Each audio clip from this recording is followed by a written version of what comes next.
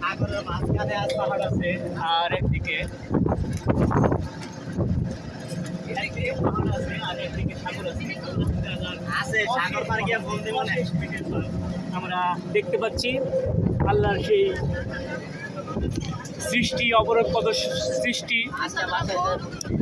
এই জন্য বলা হয় যে তার নিয়ামত রাজির কেমনই আমরা করি না ফরমা। সমুদ্রের ঢেউয়ের আশ্রে পড়তেছে স্রোত।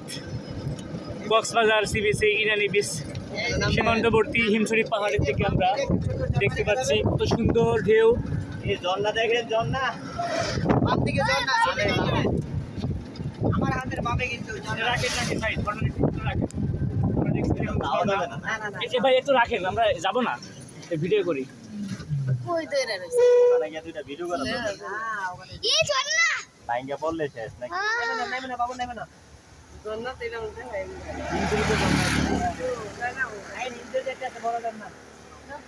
হিন্দুরিতে ঝর্ণা আছে, আসেন আসেন নাম থেকে